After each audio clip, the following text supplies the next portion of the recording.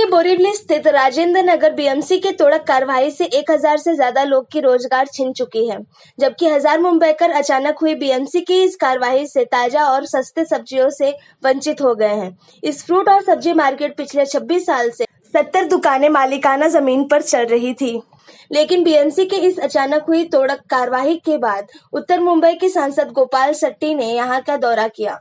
BMC ने इस कार्रवाई पर उन्होंने अफसोस जताया है। टेम्पररी परमिशन देने का अधिकार दिया गया है। एक तो पूरे मुंबई शहर में जितना आवश्यक था उतना मार्केट बना नहीं है। मुंबई शहर की लोक वस्ती बढ़ते गई, जितना डीपी में रिजर्वेशन है उसको एक्वायर करने के लिए आपके पास पैसे नहीं है। और ऐसे समय पर अगर जो मालिक स्वयं होकर अगर लोगों को सुविधा देता होगा तो उसका सम्मान करना चाहिए। इस तरह से अपमान करके लोगों को डरा कर लोगों का जो फल है उसको तोड़ फोड़ करना, ये बिल्कुल अभिप्रेत नहीं है लोकशाही में, और मैं बिल्कुल होने नहीं दूंगा। मैं ऑन रिकॉर्ड शंकरवार जी से निवेदन करता हूं। मैं बाद में चैल साहब के पास जाऊंगा, कमिश्नर के पास। हम अभी उनके पास तुरंत लिखित परमिशन मांगने वाले हैं कि डीसीआर में जो कायदा बना है उसमें जो प्रोविज़न है, हाई कोर्ट ने एक जगह पर स्टे दे दिया है कि आपने इस प्रकार से नहीं करना चाहिए। हाई कोर्ट का मेरे पास ऑर्डर है। डीसीआर में व्यवस्था है टेम्पररी परमिशन देने का। और ये जो मैं देखा इसके बाद में बाम्बू फाम्बू, ये लोग भी कभी कभी परमिशन नहीं मिलता इसलिए डर कर जैसे वैसे चलाते हैं। ये बिल्कुल नहीं चलाना चाहिए।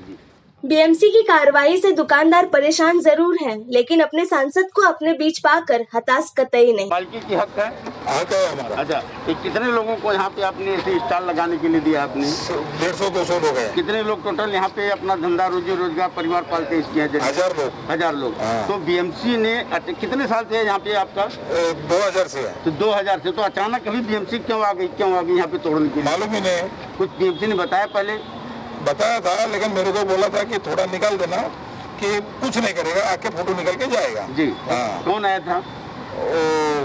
गोंदले साहब। अच्छा, यहाँ पे आपने तो पक्का कुछ बनाया नहीं, खाली आपने बम्बू लगाया है। हाँ। एक ताल पथरी लगाया, फिर उनको इसमें क्या ऑब्जेक्शन है? बारिश के समय पे वो भी बारिश होने वाली, बरसात गिरा ही। जी। वो निकाला वैसे ही बरसात गिरा। कितना का नुकसान हुआ होगा सब मिला के आप लोगों का इधर? वो भी 10-15 लाख का लॉस हुआ होगा। अच्छा, तो इसके लिए आप अभी सांसद जी तो बोल के गए, आप आगे आप लोग मिलकर क्या कार्रवाई करने वाले? पूरा एकदम जैसा संसद बोला ऐसा एकदम प्लेन बनाने वाला हूँ, और सबको बना के देगा वापस। जी, बना के देगा। अभी बम्बू का ही बनाएंगे, अभी पक्का बनाएंगे? अभी साहब ने बोला पक्का बनाने के लिए क्या करेंगे आप? तो पक्का का परमिशन लाएगा, जैसा संसद बोलेगा ऐसा बनाएगा। अच्छा, सबको परमिशन देंगे आप बनाने के लिए? हाँ, दे देगा। स्टॉल सबको, जितने स्टॉल है सब लोग अपना पक्का बनाए। मतलब दिवाली यहाँ पे अच्छी तरह पटाखा फूटेगा जोर से। ठीक है। और जैसा नुकसान हुआ, संतरा नुकसान हुआ, मौसमी नुकसान हुआ, एप्पल नुकसान हुआ, सीताफल नुकसान हुआ है, और ज्यादा का नुकसान हुआ। प्लस उसको भी हम लोग का बारिश आ गया, बारिश को और डबल नुकसान हो गया, और हम लोग भी रोड पे आ गए।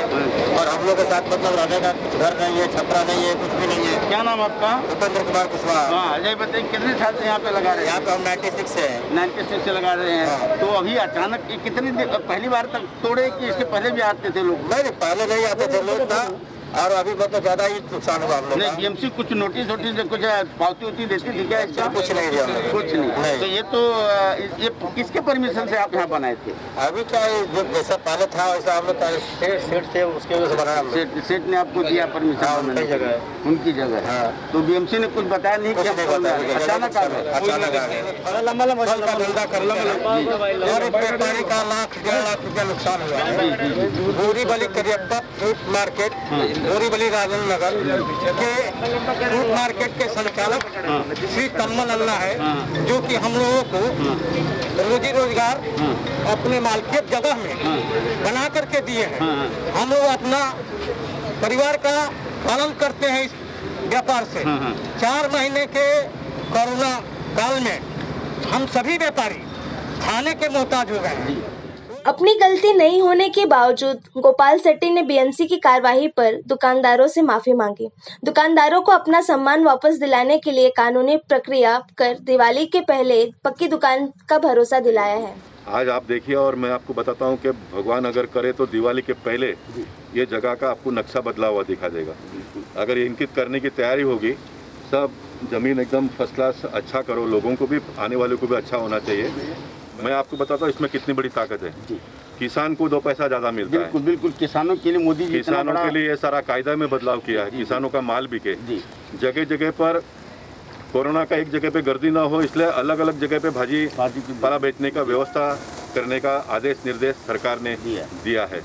इसमें लोगों को रोजगार उपलब्ध होता है कि 200 व्यापारी है हमारे, वो सारे पकड़ के 1000 लोगों को ये इतने जगह से रोजगार मिलता है और हजारों लोगों को सस्ते में ताजी भाजी और फल यहाँ पर मिलता है। तो ऐसे समय पर जो भी व्यापारी है उनका सम्मान करने के बजाय म्यूनसिपालिटी अगर इस तरह से हैरान परेशान करती होगी तो गोपाल शेट्टी और उनके कार्यकर्ता भारतीय जनता पार्टी ये बिल्कुल बर्दाश्त नहीं करेगी।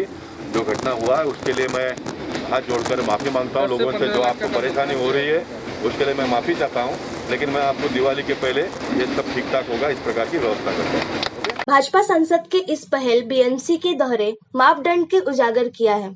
देखिए बोरीवली में ही फुटपाथ बने हुए, ये झोपड़े बीएमसी को नजर नहीं आ रहे।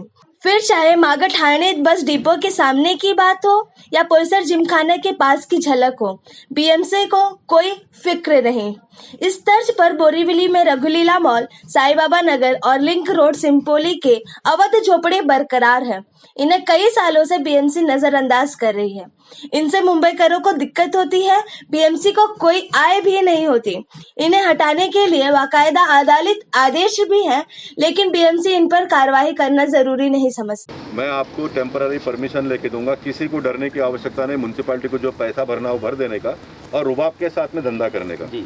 कोरोना महामारी का जो भी कायदा है, गर्दी न करते हुए, अभी थोड़ा पुलिस का डर, थोड़ा म्यूनसिपालिटी का डर, ये सारे डर को लेकर लोगों को करना पड़ता है। आप ऑफिशियल करो, किसी को डरने की कोई आवश्यकता नहीं है। कोरोना का जो भी कायदा है उसका पालन करो। आज भी देश के प्रधानमंत्री ने अहमदनगर के कार्यक्रम में कहा कि कोरोना का जो भी गाइडलाइन उसका पूरा पालन करना चाहिए। मैं शंकरवाद जी से निवेदन करूंगा, जो आपने मुझे टीवी पे बताया, आप सारे पब्लिक को दिखाने वाले हो बोरीवली के लिए, मैं मुंबई की बात नहीं करता हूँ। फुटपाथ पर अभी भी झोपड़े हैं, वो निकालने को इनको टाइम नहीं मिलता है। रोड बना हुआ उस पर झोपड़े हैं, वो इनको बनाने के लिए, तोड़ने के लिए समय मिलता नहीं है। और एकदम अंदर जहाँ पर किसी को किसी भी प्रकार की परेशानी है, तकलीफ नहीं है, वहाँ पर आकर इस प्रकार का तोड़ना, ये शंकरवार जी को और उनके असिस्टेंट म्यूनसिपल कमिश्नर जो भी है उनको जवाब देना पड़ेगा।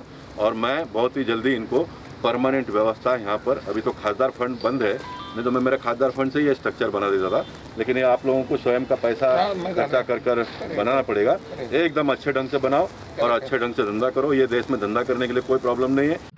अपने लोकसभा क्षेत्र की जनता के लिए संघर्ष करने का कारण गोपाल शेट्टी यहाँ के अजय सांसद हैं, लेकिन इस बार देखना दिलचस्प होगा कि दुकानदारों के लिए भरोसा कितना खड़ा उतरता है। गीता यादव, मेट्रो, मुंबई।